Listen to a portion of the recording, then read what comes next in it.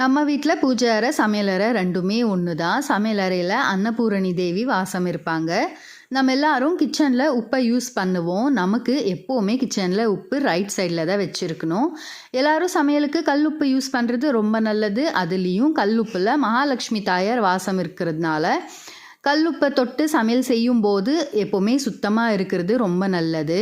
இந்த உப்பில் மகாலட்சுமி தாயார் வாசம் இருக்கிறதுனால எப்போவுமே கல்லுப்பை நம்ம ஒரு படி மேலே தான் வச்சு யூஸ் பண்ணணும். கல்லுப்பை ஜாடியில் வச்சு யூஸ் பண்ணுறது ரொம்ப நல்லது. பிளாஸ்டிக்கில் மட்டும் வச்சு யூஸ் பண்ணாதீங்க, அது உடம்புக்கு அவ்வளோ கெடுதல்னு சொல்லுவாங்க. கல்லுப்பை மிக்சியில் அரைச்சி நம்ம சால்ட்டாக யூஸ் பண்ணுறதும் ரொம்ப நல்லது. ஜாடியில் எப்போவுமே உப்பு குறையாமல் பார்த்துக்கோங்க. செவ்வாய் வெள்ளியானா உப்பு டப்பா நிறைச்சி வச்சுக்கோங்க. பூஜை ரூமில் உப்பை வச்சு பூஜை பண்ணும்போது மகாலட்சுமி வீட்டில் எப்போவுமே நிறைஞ்சி இருப்பாங்க. வீடு துடைக்கும் போது உப்பு போட்டு துடைக்கிறதுனால நெகட்டிவிட்டி ரிமூவ் ஆகும்.